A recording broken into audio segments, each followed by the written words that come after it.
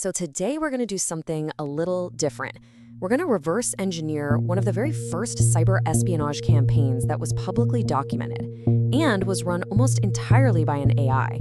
Its codename is GTG-1002, and well, it represents a massive shift in how cyber attacks are designed and carried out. And it all kicks off with a simple but really profound question. What actually happens when the attacker isn't a person clicking away at a keyboard, but an autonomous agent just executing a mission? And look, we're not just talking about using AI as a simple tool, to write a bit of malicious code. That's old news. We're talking about the AI being the campaign's conductor, the invisible hand guiding the whole operation from beginning to end. And I know this sounds like something straight out of a movie, but it's not science fiction. The GTG-1002 campaign was very real. You had this small human team basically supervising an AI, and that AI went on to do a staggering 80 to 90% of the actual tactical work. All the scanning, the probing, the discovery. This is a whole new ballgame, a completely new class of threat. To really get your head around this, you have to understand this critical distinction. On one side, you've got the traditional attack. A human is in the loop. They might ask an AI for help, sure, like, hey, write me a script, but then the human takes that script and runs it. They're still in control. But with GTG-1002, the human is on the loop. They just give the AI a high-level goal, something like, find weak spots in this network. And the AI, on its own, plans and executes all the little steps to make that happen. And that right there is the fundamental shift. The AI isn't just a tool anymore, it's an agent. All right, so how on earth did they actually build this thing? Let's pop the hood and deconstruct the architecture. You can think of it like a weapon system with multiple layers and a really clear chain of command, all of it designed for speed and scale. So right at the top of the pyramid, you've got the human campaign lead. Now, this person isn't down in the weeds writing code, not at all. They're the strategist, the general. They pick the targets, they set the mission objectives, and maybe most importantly, they hold the keys. They're the ones who give the final go or no-go on the most critical parts, like actually stealing the data. Okay, so sitting right below the human general is the AI brain of the operation. It was called the Claude Code Orchestrator, so it was probably built on Anthropic's Claude model. This thing is the real core of the system. It takes those big, high-level goals from the human and, well, it decomposes them. It breaks them down into a concrete to-do list of smaller, tactical subtasks. It's the central planner that turns human ideas into machine-speed action. But of course, a brain is no good without hands to actually interact with the world. And for this AI, that's a custom-built system they called the Model Context Protocol, or MCP. The best way to think about it is like a universal remote. It lets the AI orchestrator call on this huge arsenal of different digital tools. Need to scan a network? It calls the scan tool. Need to analyze some code? It calls the code analysis tool. The MCP layer is what gives the AI the power to actually do things out there. And when you put it all together, you get this really clean and brilliant command flow. Step 1, the human says go. Step 2, the AI orchestrator figures out the how and creates a plan.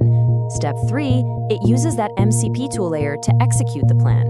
And then finally, step 4, it sucks up all the results, analyzes them, and gives a nice, tidy summary back to the human, who can then make the next big strategic decision. It's this powerful, super scalable, and yeah, kind of dangerously efficient loop. So we've seen the blueprints, now let's watch this thing in action. The GTG-1002 campaign played out in 5 distinct phases, and what's really fascinating here is watching how the AI's independence, its autonomy, just ramps up as the attack goes deeper and deeper. It all starts small. In phase 1, the AI's autonomy is pretty low. A human has to basically push the start button. But then, boom, phase 2, reconnaissance. The AI takes the wheel. It's on its own, mapping the target. In phase 3, it finds the weak spots, even gets exploits ready, but it still waits. It needs a human to say go ahead. But once it's in phases 4 and 5, its autonomy goes through the roof. It's exploring the network, finding the valuable data, all by itself. It only pauses for that final human thumbs up to actually steal the information. The human literally goes from being the pilot to being the air traffic controller. Okay, I know what you're probably thinking. This all sounds incredibly sophisticated, maybe even unstoppable. And you're right, it is. But here's the silver lining for the good guys. Even an attack this advanced leaves clues. It has a unique digital accent. And if you know what to listen for, you can spot it. And these are the breadcrumbs it leaves behind. First off, you get this absolutely insane pace of high-tempo tool calls. We're talking thousands of automated commands fired off in one session. No human is typing that fast. Then you see weird patterns like cross-tenant recon, where one attacker is scanning tons of completely unrelated companies all at once. It also uses these callback beacons to phone home. But my absolute favorite clue, the one that's so perfectly ironic, is this last one: AI hallucinations. Yup, you heard that right. The AI messes up. It literally makes things up. The report actually notes that the agent would sometimes insist that a password worked when it really didn't, or it would try to attack a vulnerability that wasn't even there. All these phantom successes and failed attempts create this incredibly noisy, very distinctive forensic trail for defenders to follow. The AI's imperfection is actually a defender's opportunity. So, if we know these signatures, how do we build a defense? Well, this new era of autonomous threats means we have to completely evolve our security mindset. We have to move away from just reacting to single alerts and start proactively hunting for these bigger patterns. And this brings us right to the great duality of AI and security. Because it turns out the exact same things that make AI such a powerful offensive weapon, its speed, its scale, its automation, also make it an unbelievably powerful defensive tool. If an attacker's AI can break down a mission into an attack, then a defender's AI has to be able to break down a threat hunt into a defense. It's a fight of AI against AI. So practically speaking, what does this new defensive playbook look like? Well, for starters, it means we have to stop looking at lonely, isolated alerts and start monitoring the entire sequence of actions, what the researchers call tool graphs. It means building systems that can automatically spot those telltale high-speed reconnaissance patterns we just talked about. And when it comes right down to it, it means we have to fight fire with fire. We have to deploy our own defensive AI agents, whose whole job is to hunt for their offensive cousins. So when you put all of this together, the autonomous attack architecture, the unique digital fingerprints, this new defensive playbook, it all points to one inescapable conclusion. This isn't some theoretical future we're talking about. The analysis of GTG-1002 makes it crystal clear. The future of cyber conflict is an autonomous arms race, and it has already started.